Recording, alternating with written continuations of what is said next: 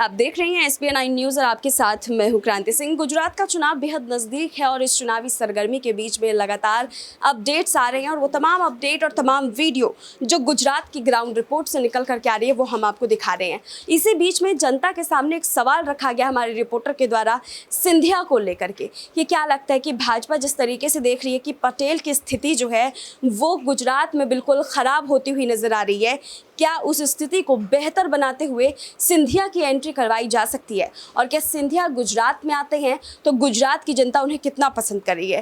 देखिए, इसके रिएक्शन में जनता का मिला जुला जो जवाब है वो आता रहा कि सिंधिया ठीक है, आएंगे तो भी बेहतर है, नहीं आते हैं तो भी जैसी स्थिति है वैसी ही दिखाई देगी, यानी कि 50-50 की स्थिति जो है वो वहाँ पर नजर आ रही थी। लेकिन अब हम अपने सहयोगियों से जानने की कोशिश करेंगे क्योंकि क्या वहाँ पर उसके समीकरण बैठेंगे वो हमें दो चार जनता तो नहीं बता सकती है, लेकिन हमारे सहयोगियों ने इससे पहले काफ़ी सारी जनताओं के जो बातें हैं वो सुनी हैं और ये हमें ज़रूर बताएंगे कि आखिरकार सिंधिया की एंट्री गुजरात में होती है तो क्या वाकई में यहाँ गुजरात में उनको फ़ायदा पहुँचेगा या फिर नुकसान होगा। नफ़ा नुकसान की स्थिति में इस वक्त भाजपा दिखाई दे रही है। सिंधिया की एंट्री आप कितनी कारगर समझती हैं?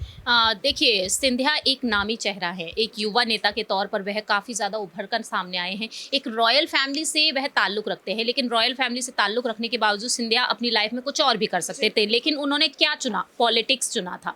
क्योंकि सिंधिया साफ तौर पर यहाँ पर पॉलिटिक्स में जिस तरीके से अपनी पहचान बनाते हुए नजर आए हैं, एक वक्त वह कांग्रेस पार्टी में रहे, देश की सबसे पुरानी पार्टी में रहे, लेकिन जब वहाँ पर उन्हें लगा कि उन्हें कुछ भी नहीं मिलने वाला है तो उन्होंने बीजेपी की तरफ रुख किया। क्योंकि सिंधिया को यहाँ पर ना ही किसी की चापलूसी करनी है, सिंधिया को ना ही यहाँ पर कोई बड़ा पद चाहिए, सिंधिया को सिर्फ और सिर्फ यहाँ पर देश के हित के लिए काम करना है। क्योंकि आज तक हमने नहीं सुना कि उनको ये चाहिए, उनको वो चाहिए। एक चीज़ देखा जाए तो कहीं ना कहीं सिंधिया का कद अब बीजेपी में बढ़ता हुआ दिखाई दे रहा है और बीजेपी में उनको शायद उनके मुताबिक काफ़ी मान सम्मान मिल रहा है।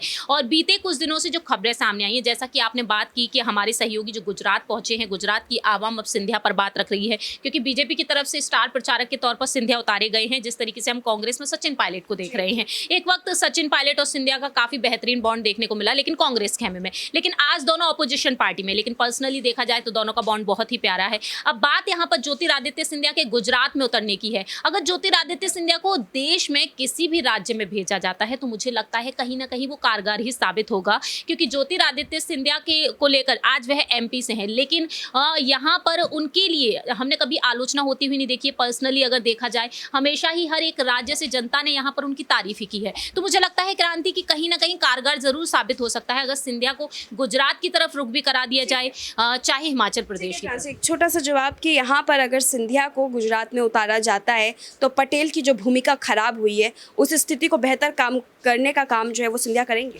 तो आप यहाँ पर क्या जानना चाहती हैं? CM पद के लिए? नहीं, CM पद के लिए तो नहीं, लेकिन पटेल की जो भूमिका खराब हुई, यानी कि पटेल का चेहरा वहाँ देखना पसंद नहीं कर रहे लोग, उस स्थिति में सिंधिया अगर वहाँ पहुँचते हैं तो जो वोट बैंक पटेलों की खिसक चुकी है यहाँ से, उस वोट बैंक को वापस लाने का काम करेंगे, सिर्फ वोट बैंक की बस। देखिए, वोट बैंक की बात की जाए तो कहीं ना कहीं सिंधिया की वजह से वोट बैंक काफी उभरता हुआ भी नजर आ सकता है, क्योंकि सिंधिया की वजह से ना सिर्फ गुजरात राज्य बल्कि सिंधिया की वजह से कहीं ना कहीं देश के अलग अलग जो राज्य हैं वहां पर उनको काफी पसंद किया जा रहा है। तो मुझे लगता है थोड़ा बहुत तो परसेंटेज यहाँ पर उभरता हुआ जरूर नजर आ सकता है। धन्यवाद प्रांशु। देखिए, यहाँ पर जो है परसेंटेज बढ़ेगा या नहीं बढ़ेगा, लेकिन उसके बढ़ने से पहले अगर सिंधिया के अगर एंट्री हो जाती है तो जाहिर सी बात है कि सिंधिया अपनी तरफ से जो है पूरी कोशिश करते हुए नजर आ रहे हैं कि वो इन तमाम मुद्दों पर जो है अपनी एक अलग पहल दिखाते हुए नजर आए। बहरहाल हम न्यूज़ रूम में मौजूद हैं, यहाँ पर तमाम सहयोगी हमारे साथ और भी जुड़ेंगे, उनसे भी कई सारे सवाल जो है उनके जवाब लेने की कोशिश हम पूरी करेंगे। देखिए, यहाँ पर मुद्दा जो यहाँ पर देखने को मिल रहा है वो लगातार उठता भी जा रहा है कि आखिरकार सिंधिया क्या गुजरात आते हैं कि नहीं,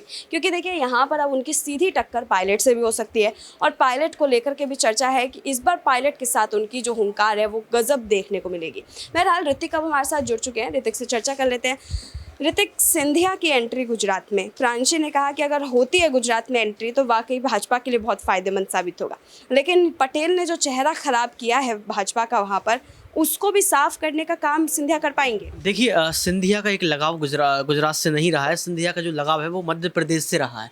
आपको पता होगा कि सिंधिया ने जब कांग्रेस पार्टी छोड़ी थी उसका सबसे बड़ा कारण ये था कि कांग्रेस पार्टी ने उनको मध्य प्रदेश का CM नहीं बनाया था, और जब कांग्रेस पार्टी इस बार मध्य प्रदेश में जीती तो भी देखा गया यहाँ पर कि उस समय तो जो सिंधिया थे वो BJP पार्टी में थे, तो BJP पार्टी ने भी उनको यहाँ पर मुख्यमंत्री नहीं बनाया। तो कहीं ना कहीं आप ये देखिए कि जो सिंधिया है वो गैर तरीके लोटे की तरह हो गया, ना वो यहाँ की रहे ना वो वहाँ की रहे। अगर यहाँ पर गुजरात चुनाव की बात हो रही है, गुजरात में अगर सिंधिया को बीजेपी पार्टी उतारती है तो सिर्फ उतरे ही रह जाएंगे, रैलियों तक संबोधित करते ही रह जाएंगे, उनको इसके आगे वो नहीं बढ़ पाएंगे, सिर्फ रैली को संबोधित ही कर पाएंगे, क्योंकि कहीं ना कहीं उन्होंने गलती कर दी है कांग्रेस पार्टी को छोड़कर।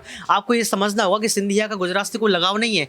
सिंधिया ना गुजरात की क्षेत्रीय भाषा को समझती है ना गुजरातियों को समझती है। सिंधिया का एक लगाव सिर्फ बुंदेलखंड से रहा है। तो आप यहाँ पर ये समझिए बीजेपी मतलब आप ये कहना चाहते हैं कि सिंधिया की एंट्री हो भी जाती है गुजरात में तो भाजपा को कुछ खासा फायदा नहीं होने वाला है, क्योंकि सिंधिया से बड़े बड़े नेता बीजेपी पार्टी में शामिल है। धन्यवाद ऋतिक। देखिए यहाँ पर कुछ खासा फायदा नहीं होता हुआ दिखाई दे रहा है, ऐसा ऋतिक का कहना है। राहुल हमारे साथ जुड़ चुके हैं, राहुल से भी सवाल पूछ लेते हैं। राहुल, यहाँ पर जो ये माहौल देखने को मिल रहा है, यहाँ पर ऋतिक कह रहे हैं कि कोई खासा फायदा नहीं पहुंचेगा, लेकिन प्रांशी कह रही है कि फायदा पहुंचता हुआ साफ नजर आ रहा है, क्योंकि बात सिंधिया के चेहरे की हो रही है और सिंधिया बहुत अच्छे से वोट बैंक अपनी तरफ खींचते हैं। आपका क्या कहना है? देखिए क्रांति, वक्त हमारे पास लगभग खत्म हो चुका है, कम हमारे पास वक्त है क्योंकि 4 बज चुके हैं।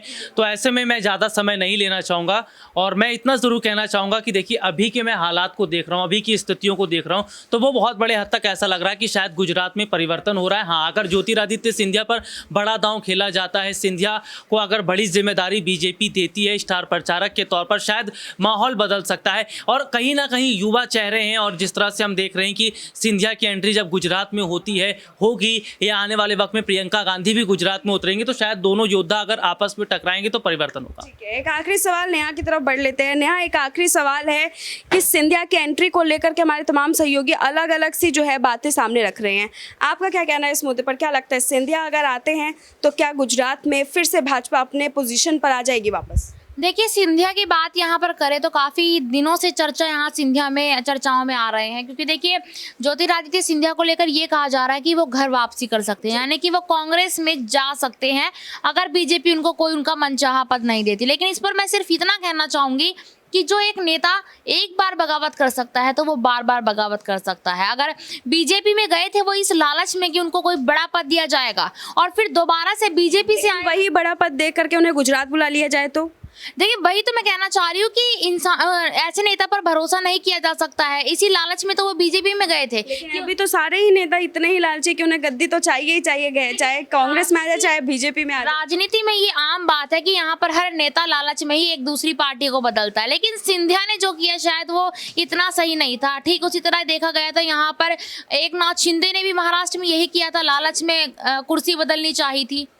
जी धन्यवाद नेहा। देखिए यहाँ पर जो है राजनीति का खेल है और जब तक अपने मन मुताबिक गद्दी ना मिल जाए तब तक नेता कहाँ शांत बैठते हैं। और देखिए यहाँ पर ये बात भी बिल्कुल सच होती हुई दिखाई दे रही है कि चाहे कांग्रेस हो, चाहे बीजेपी हो या फिर आम आदमी पार्टी, गद्दी की लड़ाई तीनों में चल रही है। और गुजरात का चुनाव इस बात की इस बार गवाही ज़रूर देगा कि कौन सा नेता कितना सच्चा है, क्योंकि देखिए जनता इस बार उसी नेता को चुनेगी जो उसे सच्चा लग रहा है, जो अपने वादे पूरे करने वाला लग रहा है। क्योंकि इस बार जनता का जो रिएक्शन हमारे पास आ रहा है वो सच में चौंकाने वाला है, उसे देखकर हम भी हैरान रह गए हैं।